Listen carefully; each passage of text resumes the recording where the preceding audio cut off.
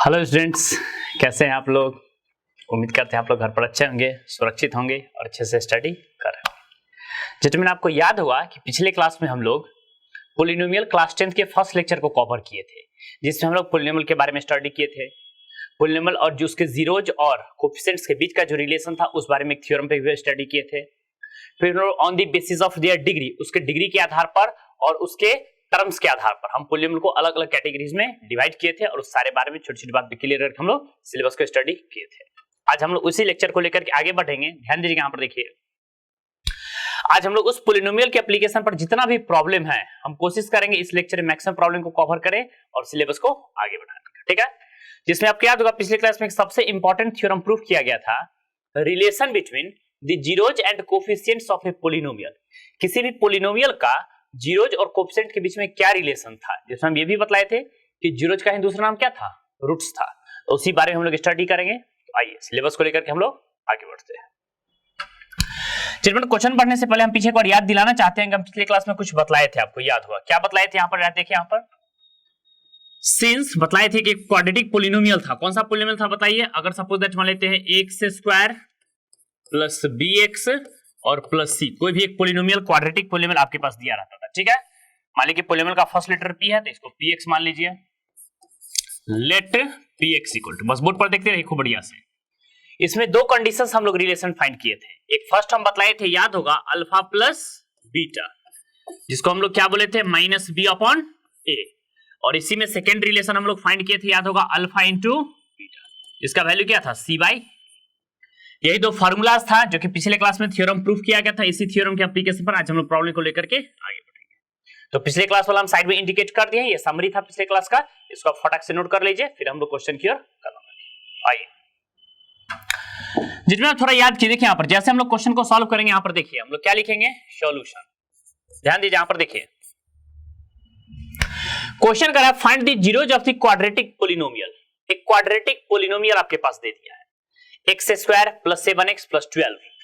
करा है verify the relation between the zeros and it's coefficient. यही जो कल हम प्रॉपर्टी समझाए थे, जीरोज और कोफिशिएंट के बीच का जो रिलेशन था, इसी बारे में हमें अभी स्टडी करना होगा। ठीक है, तो कैसे एग्जाम में बनाएंगे, जब भी हम बतलाए थे जब भी पॉलिनोमियल से क्वेश्चन पूछेगा तो वन क्वेश्चन फिक्स है और वो आपका 4 मार्क्स का रहेगा। ठीक है, तो जैसे ही बतलाइए, सबसे फर्स्ट वर्ड क्या है, पॉलिनोमियल। तो पॉलिनोमियल का फर्स्ट लेटर क्या होता है, पी। तो सबसे फर्स्ट वर्ड हम क्या करेंगे कि जो भी पॉलिनोमियल है उसको px मान लेते हैं। सबसे फर्स्ट वर्ड क्या करेंगे, px, इसको px मान लिया है। क्या है क्वेश्चन आपके पास बतलाइए। यहाँ पर क्वेश्चन हम लोग देखने दे दिया आपके पास, एक्स स्क्वायर प्लस 7x और प्लस क्या प्रेजेंट है, 12। ध्यान दीजिए, सबसे फर्स्ट वर्ड आप क्या करेंगे कि जो भी क्वेश्चन में पॉलिनोमियल दिया हुआ है उसको लेट px इक्वल टू जो भी टर्म रहेगा क्वाड्रेटिक, उसको गिवन करके आप लिख लेंगे। ठीक है, अब आइए, जब भी बोला क्वेश्चन समझ गया, verify the relation the zeros, एक वर्ड हुआ जीरोज, डेटा में समझिएगा। जब भी क्वेश्चन ने बोला जीरोज मींस सबसे फर्स्ट वर्ड हम क्या करेंगे, इसका जीरोज फाइंड करेंगे। Zeros means roots. तो जय ध्यान से देखिए, जैसे जीरोज फाइंड करना हो, जब भी आपको किसी भी पॉलिनोमियल का जीरोज फाइंड करना हो तो आप सिंपल वर्ड में याद रखेंगे व्हेन px इक्वल टू 0। देखिए नाम से ही रिलेटेड है जीरोज। जब भी बोलेगा जीरोज फाइंड करना है तो जो भी पॉलिनोमियल आपके पास अवेलेबल है उसको आप इक्वल टू 0 कर देंगे। अब जैसे ही डिटरमिनेंट यहां बतलाइए, जैसे हम इस पॉलिनोमियल को इक्वल टू 0 करते हैं तो बताइए तो क्या है पॉलिनोमियल आपके पास, एक्स स्क्वायर प्लस आपके पास देख रहे हैं 7x प्लस क्या दे दिया, 12 इक्वल टू 0। ध्यान देते रहिए, बतलाइए। आप फैक्टराइजेशन पढ़े होंगे, क्लास करीब 8 से स्टार्ट हो जाता है कि सर फैक्टर करने का रूल है, कांस्टेंट टर्म को मल्टीप्लाई करते हैं एक्स स्क्वायर के कोफिशिएंट से। कांस्टेंट 12 और एक्स स्क्वायर कोफिशिएंट कितना है, 1। जैसे आप 12 में 1 से मल्टीप्लाई करते कितना हो जाएगा, 12 का प्राइम फैक्टराइजेशन कीजिए, 2 से लगाएंगे तो 6 और 2 से लगाएंगे तो कितना, 3। क्या रूल है मिडिल टर्म में स्प्लिट करने का, बताइए फैक्टराइजेशन का क्या रूल है कि ऐड और सब्ट्रैक्ट, या तो ऐड या तो सब्ट्रैक्ट करने पर मिडिल टर्म आना चाहिए। अब देखिए यहां पर अगर हम 2 या 4 और 3 करें तो देखिए यहां पर 4 और 3 को ऐड करेंगे तो मिडिल टर्म 7 आ जाएगा। तो रूल है या तो ऐड करने पर मिडिल टर्म आना चाहिए या सब्ट्रैक्ट करने पर मिडिल टर्म आना चाहिए और मल्टीप्लाई करने पे कांस्टेंट टर्म आना चाहिए। तो देखिए आप 2 जा 4, 4 को जब भी 3 से मल्टीप्लाई करें तो आपके पास कितना आ जाएगा, 12, जो कि आपको दिख रहा है। तो सबसे फर्स्ट वर्ड करेंगे हम इसका फैक्टराइजेशन करेंगे, एक्स स्क्वायर 7x को क्या लिखें बताइए तो 4x और प्लस कितना हो जाएगा 3x और प्लस क्या लिखेंगे 12 इक्वल टू 0। जेटमेंट जैसे फर्स्ट सेकंड में हम कॉमन लेते हैं, एक तो एक्स कॉमन लेंगे तो कितना रहेगा आपके पास x प्लस 4, और जैसे आप यहाँ पे 3 कॉमन लेंगे तो क्या लिखेंगे बताइए, तो x प्लस 4 इक्वल टू 0। क्या क्या आ गया फैक्टर बताइए, तो फर्स्ट फैक्टर आपके पास आ गया x प्लस 4 और दूसरा फैक्टर कितना आ गया बताइए, x प्लस 3 इक्वल टू क्या आ जाएगा 0। जैसे हम इसे इक्वल टू 0 करते हैं, बस आप बोर्ड पर देखते रहिए, ध्यान दीजिए और बताइए यहाँ पर जेंटलमैन, जैसे आप इस दोनों को इक्वल टू 0 करेंगे, a into b equal to 0, either a equal to 0 either b equal to 0। तो फर्स्ट केस में अगर आप आइदर इक्वल टू 0 करेंगे बताइए, तो बोर्ड पे आप कर दें कि sir x plus 4 equal to 0, तो बताइए x इक्वल टू कितना आ जाएगा, फर्स्ट रूट फर्स्ट 0 जो आप फाइंड कर चुके हैं, x का वैल्यू कितना हो गया बताइए, -4।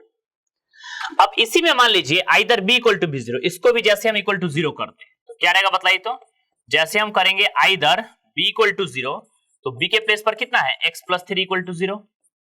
जेंटलमैन अगर हम यहाँ से x का वैल्यू फाइंड करेंगे तो आप क्या लिखेंगे, -3। बस बोर्ड पर देखते चलिए खूब बढ़िया से, एक x का वैल्यू आ गया -4 और दूसरा x का वैल्यू आ गया -3।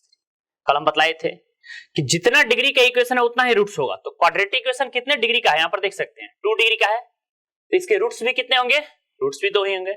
फर्स्ट रूट को आप अल्फा टेकन कर सकते हैं और दूसरे रूट को बीटा। तो हम क्या कर लेते हैं, यहाँ पर देखिए थोड़ा डिफरेंट कलर से मेंशन कर देते हैं, यहाँ पर हम फर्स्ट रूट को टेकन कर चुके हैं अल्फा, ठीक है, और ये सेकेंड रूट है, इसको हम क्या मान लिया बताइए, बीटा।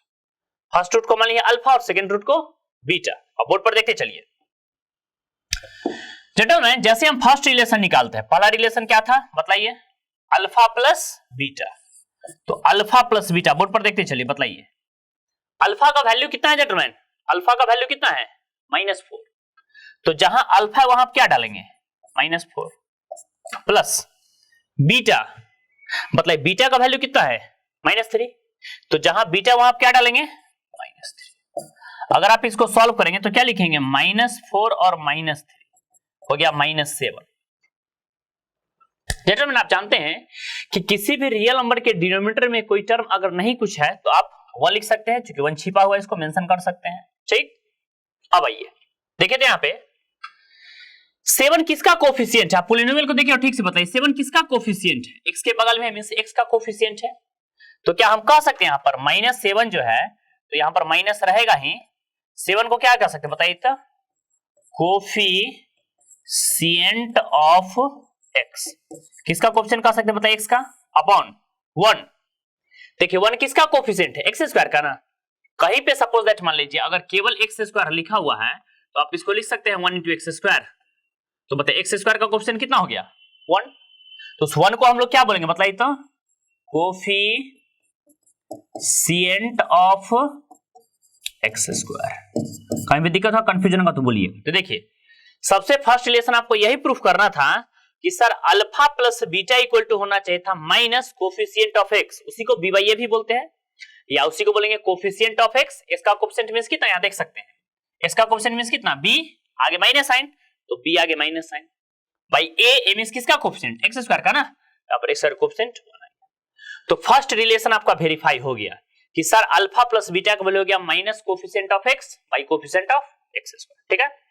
इतना फटाक से लिख लीजिए, फिर हम लोग सेकंड रिलेशन वेरीफाई करेंगे। तो हम साइड हो गए, इसको फटाक से लिख लीजिए। चलिए जैसे यहां जेट में सेकंड रिलेशन हम फाइंड करते हैं, ठीक है, इसको थोड़ा सा हम इरेज करते हैं, थोड़ा सा ध्यान देंगे और क्वेश्चन को समझेंगे। आइए जैसे ही जेंटलमैन सेकंड रिलेशन हम फाइंड करेंगे, क्या फाइंड करना बताइए, alpha into beta means product of roots. जैसे हम सेकंड रिलेशन फाइंड के बताइए, तो अल्फा इंटू बीटा, बताइए अल्फा का वैल्यू कितना है क्वेश्चन में, अल्फा का वैल्यू कितना है, देखिए तो अल्फा का वैल्यू कितना है -4, तो जहां अल्फा है वहां आप डाल देंगे -4 इंटू बीटा, तो बीटा का वैल्यू कितना है बताइए -3, तो बीटा का वैल्यू क्या डालेंगे बताइए -3। जैसे हम सॉल्व करेंगे जेटलमैन क्या आ जाएगा, माइनस माइनस प्लस 4 3 या 12, इसके नीचे नहीं पूछा तो क्या लिखेंगे 1। अब बताइए जेटलमैन यहां देखें तो 12 किसका कोफिशिएंट है, 12 में तो x और x स्क्वायर है ही नहीं, मींस जिसमें कोई वेरिएबल है ही नहीं वो कांस्टेंट हो गया। तो 12 किसका कोफिशिएंट आप क्या बोलेंगे, कांस्टेंट टर्म। तो आप बोलेंगे सर 12 जो है वो आपके पास कांस्टेंट टर्म है, क्या है बताइए, तो 12 हो गया आपके पास कांस्टेंट टर्म। आप भाई नीचे बोलिए 1 किसका कोफिशिएंट, हम इनिशियली में ही लिखे हुए थे, कौन किसका कोफिशिएंट बतलाइए, एक्स स्क्वायर का ना। तो भाई नीचे क्या लिखेंगे, कोफिशिएंट ऑफ एक्स स्क्वायर। देखिए सेकेंड रिलेशन भी आपके पास वेरीफाई हो गया। आपको यही प्रूफ करना था कि सर अल्फा प्लस बीटा का वैल्यू होना चाहिए था माइनस बी बाई ए, या उसी को दूसरे शब्दों में बोलते हैं कोफिशिएंट ऑफ एक्स, आगे minus sign by coefficient of x square. ठीक इसी तरह दूसरा रिलेशन हम लोग फाइंड कर चुके हैं। देखिए अल्फा इंटू बीटा, इसको बोलते हैं constant term by coefficient of x square.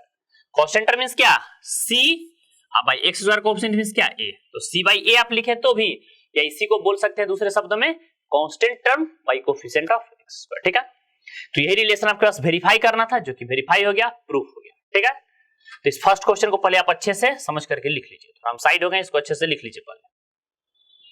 ठीक जेंटलमैन, इतना अगर इस क्वेश्चन में आप वर्क कर देंगे, फर्स्ट क्वेश्चन में जितना भी बात बतलाए हैं उतना अगर वर्क कर देंगे, आपको शॉर्ट आंसर टाइप में क्वेश्चन पूछ रहेगा और वो क्वेश्चन आपके पास 4 मार्क्स का रहेगा। तो 4 मार्क्स आपको बहुत इजीली और आसानी से आ जाएगा। ठीक है, तो इसको फटाक से नोट कर लीजिए, फिर हम नेक्स्ट क्वेश्चन की ओर कदम बढ़ेंगे। नोट कर लीजिए अच्छे से।